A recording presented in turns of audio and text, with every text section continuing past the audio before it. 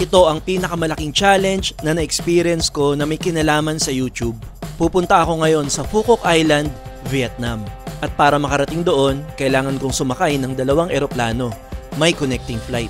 Manila to Ho Chi Minh to Phu Quoc Island. At ganun din ang gagawin ko kapag pauwi na. At nang pauwi na ako ay na-delay ang flight ko ng mahigit 3 oras. Ngayon ang problema, yung flight ko na 8:40. Tingnan nyo nangyari. At hindi ko na maaabutan ng connecting flight ko pauwi ng Manila. At ito ang buong istorya. Going to Vietnam. Medyo nakakatakot, nakakaba, pero may halong excitement. First time kong babiyahe mag-isa palabas ng bansa. At ang maghatid sa atin ngayon ay yung naghatid din sa amin nung pumunta kami ng Bohol.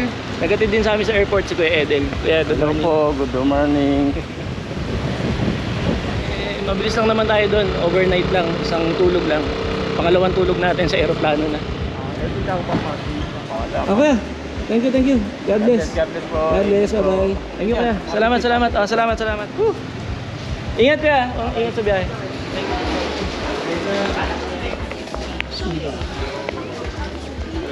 Nakalagpas na ako ng immigration tsaka security. Ay, medyo nakakaba kasi maraming question. Bawal ko i-video, pero eto na, nasa loob na ako ng airport.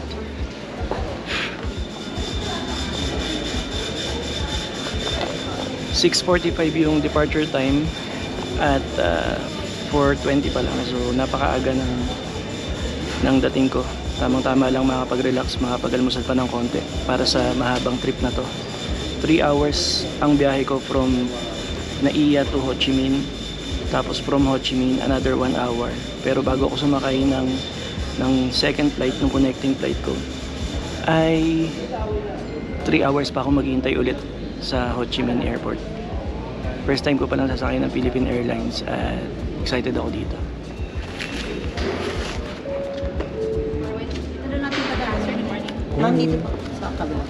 Thank you so much. Let's go. Grabe. Ang fog sa labas.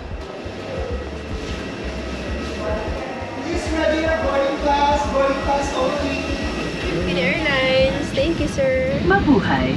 Malugod namin kayong tinatanggap sa ating lipad dito sa Philippine Airlines. Aming buong pusong pasasalamat sa ating mabuhay milers sa patuloy na pagtangkilik sa ating flag carrier.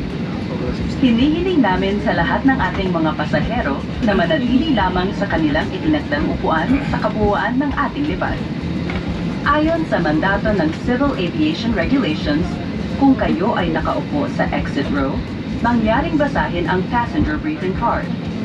Kung nais ninyong lumipat ng upuan, agad na ipagbigay alam sa inyong mga cabin crew. Isang karangalan na kami ay makapaglingkod sa inyo ngayong araw na ito. Dahil wala akong katabi sa upuan, pwede akong humiga. Napaka-komportable ng unang flight ko. Thank you.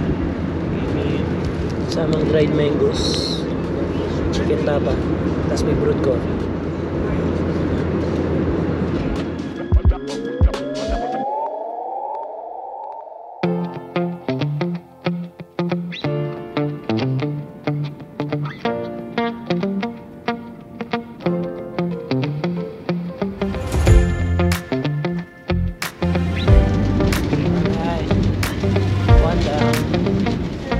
Ho Chi Minh, let's go.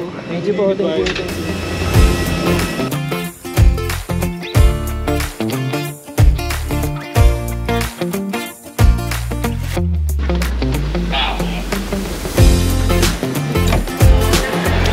Ayun, so medyo natagalan yung pag-exit namin doon dahil ang haba ng pila. Bawal mag-camera kaya hindi ko na-videohan. Papunta ako ngayon ng domestic airport at hindi ko alam kung saan. Basta diretso daw ako dito. Domestic, ayun, domestic terminal. Nakaka-tense kasi halos 1 oras yung nawala sa layover ko. Doon sa pila pa lang, tapos delayed yung Philippine Airlines kanina, 40 minutes. So yung nasa 3 hours ko na layover is halos maubos, kaya tatakbuhin ko na. Ayun, domestic departure. Vietjet. Domestic departure B. Ayan, medyo lumilinaw na. So, eto na. Ayun. Ayun yung flight ko, Vietjet. VJ343. Tapos gate 20. Nakita ko na yung gate, so relax na ako. Mahirap pala yung yung parang naghahabol ka. But anyway, ito na, nandito na. Abangan ko na lang yung pag-board.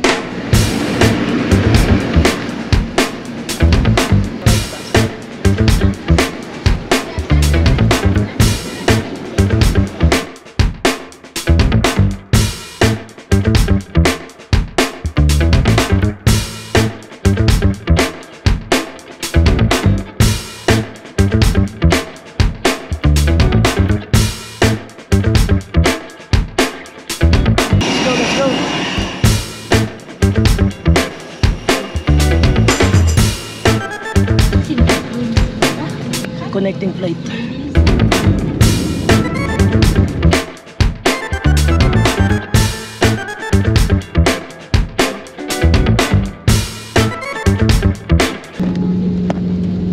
Let's go. Ladies and gentlemen, welcome to Phuoc Island, Vietnam. Alam mo ba, ang Phuoc Island ay ang pinakamalaking isla ng Vietnam. Pero wag ka, mas malapit ito sa Cambodia kaysa sa mainland Vietnam. Sikat ito sa magagandang white sand beaches, clear na dagat at tahimik na vibe. Parang Boracay pero chill version. At kung mahilig ka sa patis, good news! Dito ginagawa ang isa sa pinakamalasa sa buong Vietnam. Kaya pag naamoy mo, alam mo na, galing Phuoc yan. Perfect ito para sa mga gustong mag-relax, mag-unwind at mag-picture sa lugar na hindi masyadong matao pero sobrang ganda. Yan yung event na pupuntahan ko dito. Shout out to Sungrow. I just message you on WhatsApp. I have no signal. Ma'am, what size are you in? Large.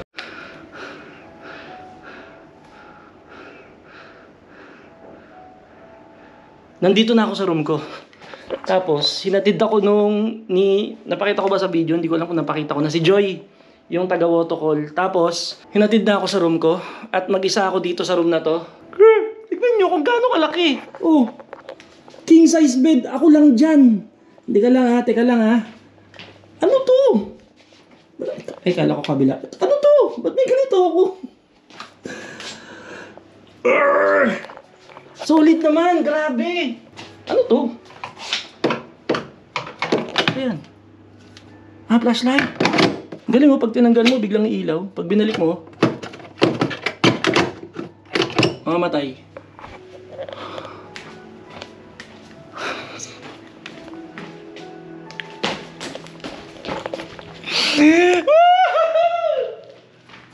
Solid, grabe.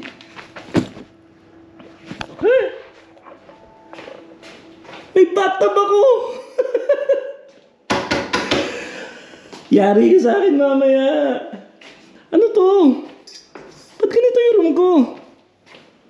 Sus Maria Josep. Ako lang mag-isa sa room na to. Promise, ako lang dito. Tingnan natin yung view. Meron pa akong terrace. Ayun, wala akong view dito dahil nakaharang yung mga puno, pero swimming pool dyan.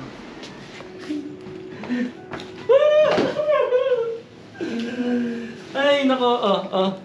Thank you, Sungrow. Maraming salamat. Thank you so much, Sungrow. Andali, kausapin ko nga kayo. Ganito kasi, ganito. Explain ko lang ng mabilis. Ano ba yung nangyayari? Ganito yon.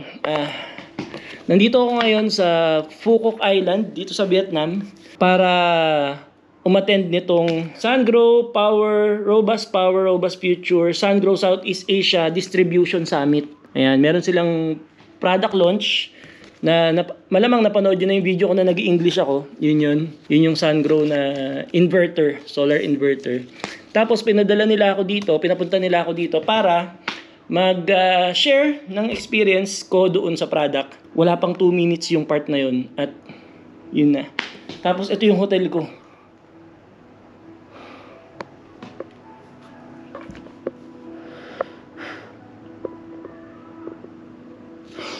Hindi ko alam kung ano yung ginawa kong maganda. Basta ginawa ko lang naman magtuloy-tuloy sa pagko-content. At nabiyayaan ako ng ganito. Lord, thank you po. Maraming salamat po. Dahil nagtuloy-tuloy ako sa YouTube, nagtuloy-tuloy at tuminto saglit pag naubusan ng gasolina yung utak ko. Pero buti na lang, tinuloy-tuloy. At ayan, may nagtiwala sa atin na isang napakalaking company para makipag-collaborate. Yun nga, yung SunGrow. Ano lang naman sila, number 1 solar inverter company sa Southeast Asia. Pinapunta nila ako dito, all expense paid. Siyempre may monetary din, bukod pa dun sa mga pinadala nilang product na in-install. Tsaka yung experience na ganito. Grabe, di ba? Thank you, Lord. Thank you po. Maraming salamat. Gusto ko lang i-share sa inyo yung saya ko na nangyayari to sa buhay ko ngayon. Sa totoo lang, dahil sa inyo to eh. Kung hindi kayo nanonood, kung hindi kayo nag-subscribe, kung hindi kayo nakasuporta, walang ganito. Walang ganito. Hindi ako makakarating sa ganitong experience. Hindi ko ma-experience to kung hindi rin dahil sa inyo na mga totoong nakasuporta sa akin. Simula noon hanggang ngayon, mga luma tsaka mga bagong nanonood sa akin, maraming salamat po sa inyong lahat. At yun, hindi niyo ako pinapabayaan, nakasuporta kayo kahit anong gawin ko dito sa channel ko. Kung pwede ko lang kayong isama lahat dito sa napakagandang hotel na to. Ang pangalan nga pala nitong hotel na to, Intercontinental Hotel. O di ba para akong assassin? Para akong si Keanu Reeves. Ano yung Intercontinental Hotel, yung hotel nila, di ba, ng mga assassin? O anong pangalan ng movie na yon? I-comment nyo nga kung alam nyo. Thank you, Lord. Thank you sa family ko. At thank you sa inyong lahat. Enjoyin ko lang ha. Hindi mo na ako mag-video. Mamaya na ulit. Enjoyin ko lang to. Thank you, Lord. Thank you po.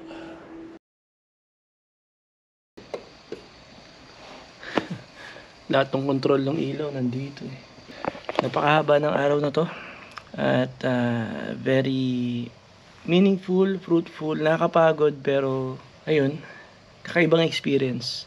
First time ko na-experience yung ganito. Bali, nag-rehearsal kami kanina, tas may party sa taas. Hindi na ako nag-video. Pero yung totoong event ay bukas pa mangyayari. Yun talaga yung dahilan kung ba't ako pumunta dito. At ipapakita ko sa inyo yun mamaya sa video na to. Pero ngayon, matutulog na muna ako dahil antok na ako at pagod na pagod na. Thank you, Lord, sa blessing na to. Good night. I almost forgot I was vlogging.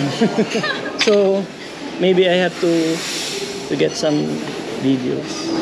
So how would you take the video? During editing, I'll just cut it very fast. Kilala ang Vietnam sa kanilang mayamang kultura pagdating sa pagkain. At hindi ko yan palalagpasin. Parang may inahing manok na ng itlog dito. Nice.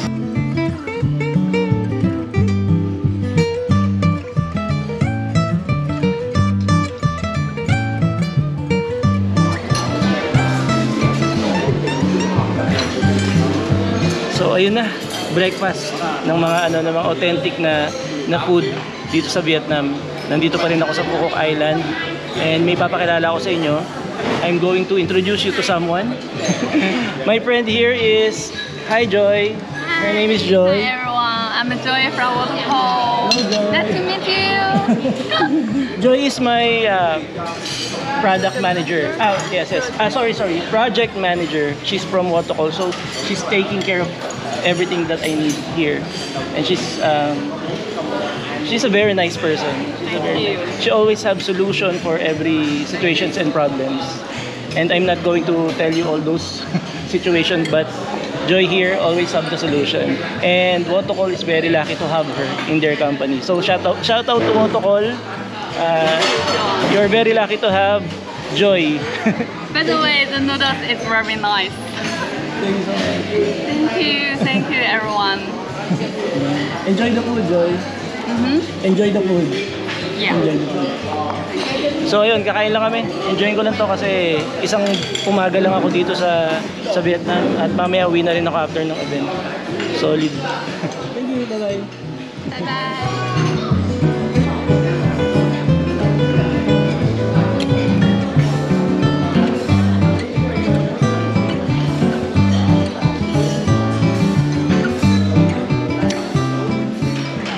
Ayan, ito yung venue nung event.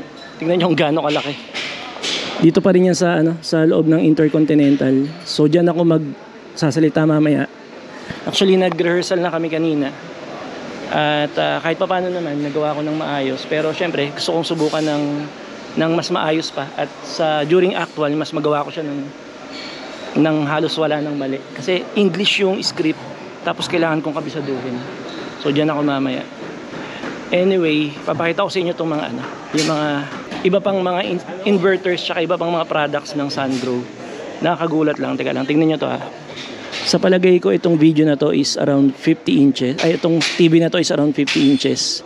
Tingnan nyo itong inverter na to. Grabe, yung laki oh.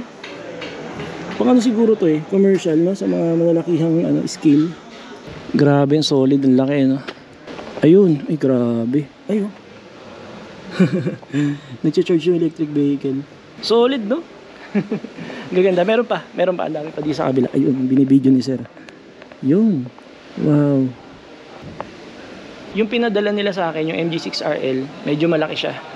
Kaya solid na solid talaga. Ito medyo maliliit. So ayun, dito mangyayari yung event mamaya. Doon ako magsasalita mamaya sa harapan. Nagpapagpag lang ako ng nervyos. Kasi ang mahirap dito sa task na gagawin ko ay kailangan ko i-memorize yung script. Although palagay ko naman nasa 90% ng script ay kabisado ko na.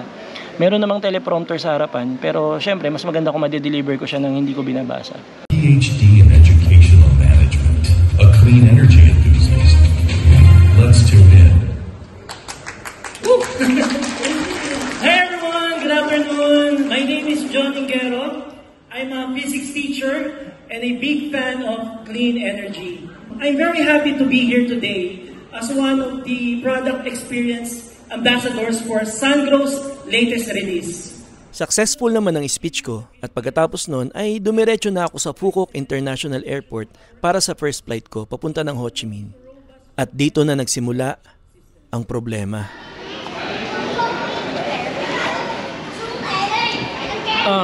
Okay na, successful yung parang speech ko dun sa event ng Sungrow sa Phuoc, sa Intercontinental Hotel.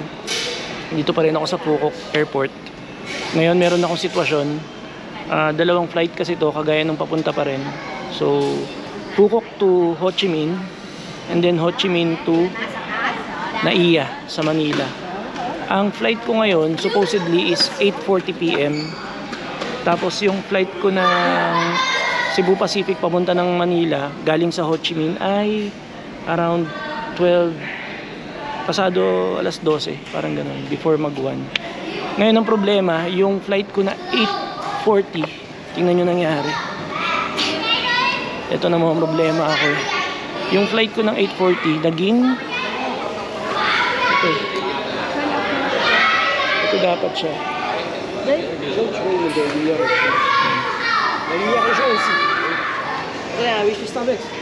So delayed siya ng 1 hour 15 minutes.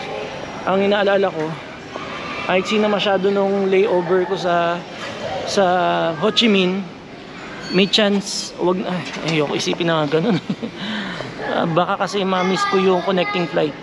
Yun yung problema ko ngayon. Tapos maliit lang yung perang dala ko, so sana maabutan ko yung Cebu Pacific papunta ng Pilipinas galing sa Ho Chi Minh. So nandito pa ako sa Phuoc papunta ng Ho Chi Minh and then Ho Chi Minh papunta ng Manila.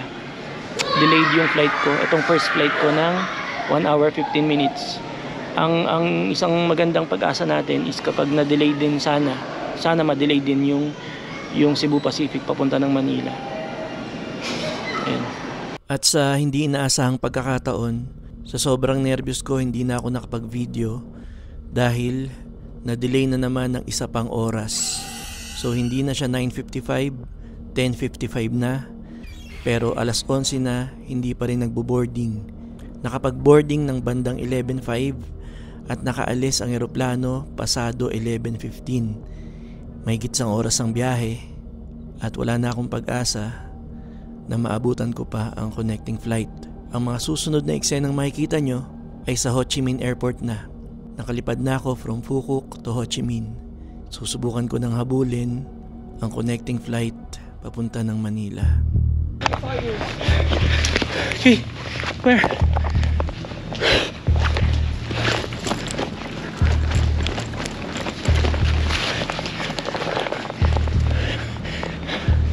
I'm very sorry. Maybe we can walk, just walk fast. On the right side. So, on the right side. Over there. Right? Which one? Yeah.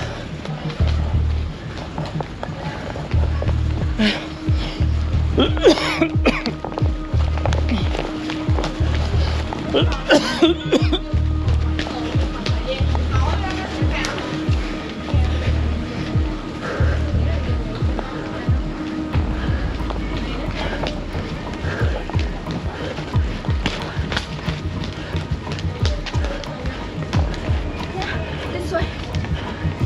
Ủa sao anh chạy hết lại rồi vậy? Oh, sorry.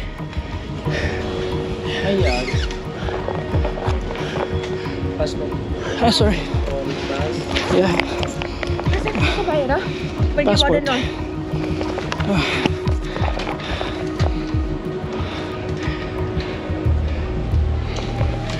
Okay, check up your shoes. Sure.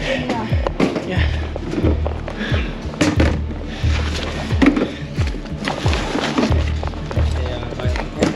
Xe bù xuống. Sure. Đi xuống. How about the belt? Just this. Anh ơi có tháo dây địch không? It's okay. Okay, sit up. Turn. Don't worry, enough. Enough time. No. I'll watch. Sorry.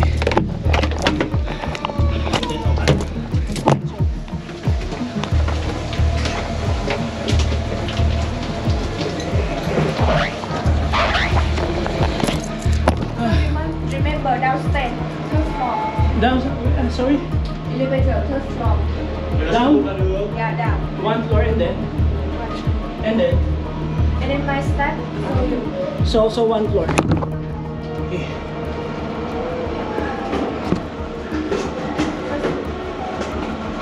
Rồi, có đứng cổng từ không?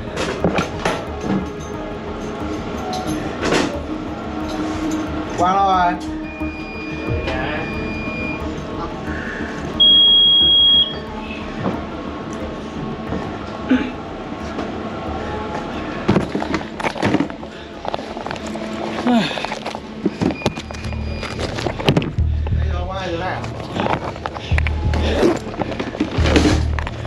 What now?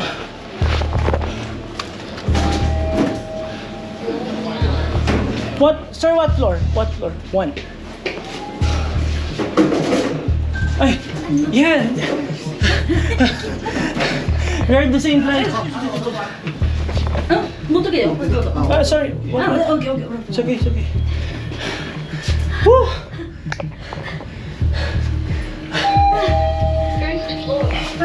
First floor, yeah. This one.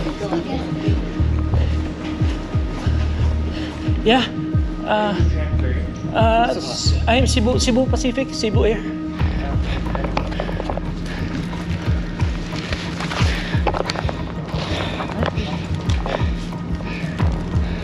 How about me, sir? How about this?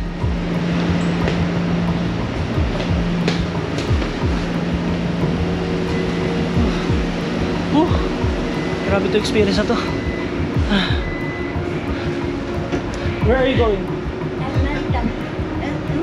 Going back to Japan? Yes. Okay.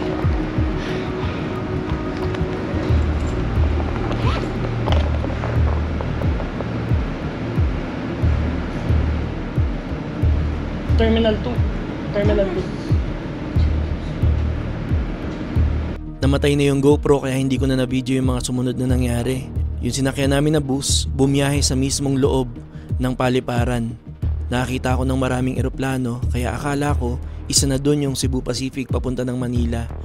Yun pala ay nasa domestic airport pa rin kami at kailangan pa rin namin tumakbo ng mahaba, napakalayo, nakakapagod 1:00 ng madaling araw, papunta ng International Airport, Terminal 2. Napakarami ring takbuhan nangyari doon. At sobrang nawawalan na ako ng pag-asa. Sinalubong ako ng pangatlong empleyado ng Vietnam Airlines. Sinubukan niya akong samahan hanggang sa immigration, hanggang makapasok ako ng security. At tumakbo ako ng tumakbo. At yung susunod na makikita nyo ay nung nagkaroon na ako ng pagkakataon na palitan ng battery yung GoPro.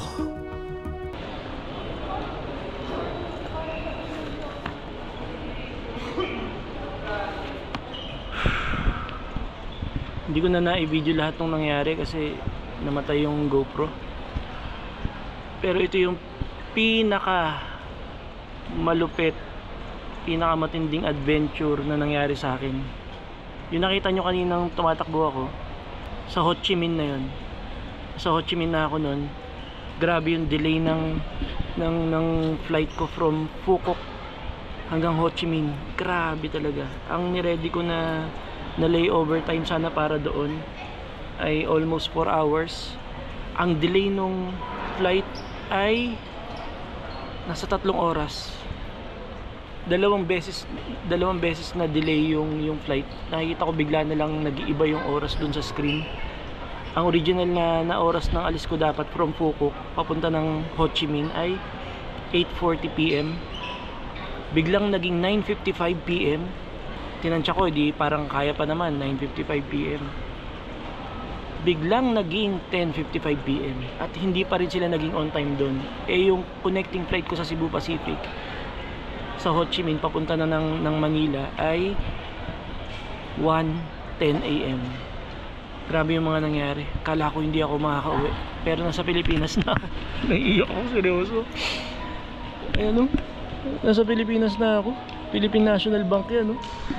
Sobrang saya ako nung narinig ko nagtatagalog na yung mga flight attendants sa Cebu Pacific. Yung nakita niyong kasama ko kaninang tumatakbo na doon kami sa Ho Chi Minh. Paglabas na, kasi paglapag pala ng eroplano, pagbukas ng pinto, talagang nauna na kaagad ako, tumatakbo ako. Paglabas ko ng eroplano, may naghihintay na agad sa akin na empleyado ng Vietnam Airlines. May malaking pangalan ko kasi nga tinimbre na ako nung taga Vietnam Airlines na nasa Phu Quoc na ako nga yung maghahabol ng connecting flight. So tumatakbo talaga kami. Grabe yung takbo. Kaso nung pagdating doon sa loob ng bus, namatay na tong GoPro. Napakabait ng Diyos, grabe. Dito na ako sa Pilipinas. Shoutout sa Vietnam Airlines doon sa ginawa nyo. Parang grabe, talagang pagdating ko doon naka-ready na yung boarding pass ko, hard copy. Hinatid ako hanggang immigration para mabilis, hindi na ako pumila. Pagpasok ko ng eroplano ng Cebu Pacific, sinara na yung pinto. Ako na lang yung hinihintay kanina. Grabe, ang haba ng tinakbo ko. Maraming salamat sa mga nanood sa kakaibang adventure na to. At least nasa Pilipinas na ako. Shoutout to Sangro, shoutout to Wotokol, shoutout kay Joy, kay Esther, kay Jasmine. Sila yung mga taong nag-asikaso sa akin. Mga Chinese yun. Mga Chinese sila yung mga nag-asikaso sa akin sa buong trip na to. Uwi na ako. 5:30 na. Thank you Lord.